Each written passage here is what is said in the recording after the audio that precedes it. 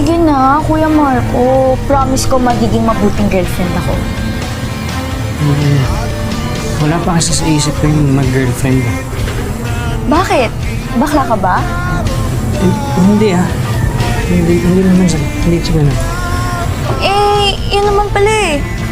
Pangit ba ako? Hindi ka ba nagagandahan sa akin? Hindi naman sa ganun. Yan naman pala eh. Bakit umaarte ka pa? Gusto mo ba ako pa manligaw sa'yo? Sorry, Andrea. Ang priority ko kasi ngayon yung pamilya ko. Lalong-lalo na yung nanay ko. Kaya wala pa sa isip ko yung mga ganyan. Masyado kang maarte.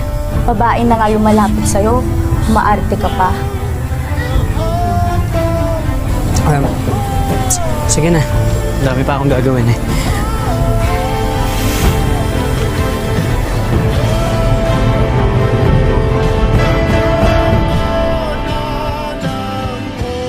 Ate, tulungan na kita dyan. Oh, wala ka bang pasok kila Andrea ngayon?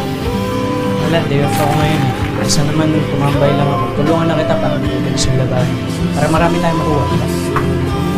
Napakabait talaga nito. Sige, ayan, tulungan mo na lang ako dito.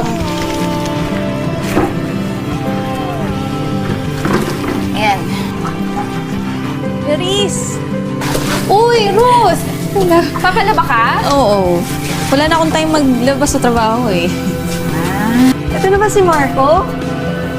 Laki mo na! Babag-babo mo pa. Ay, hindi naman ate. Nakalan na ba? Okay ka lang? Sorry ah. Nasaktan ka ba? Sorry. Hindi ate, okay lang. Hindi mo naman kasalanan eh. Tsaka madulas lang din talaga dito sa... Sorry. Ka na. Sakit na, no? Oo. Walang hiya ka, babae ka! Ang lakas pala din! Jowa ko pa talaga! Ang landi niyo! Ang landi niyo! Hindi ano ba? Hindi ko nilalandi si Marco. Nagpapalaba ako. Tsaka may boyfriend ako, no?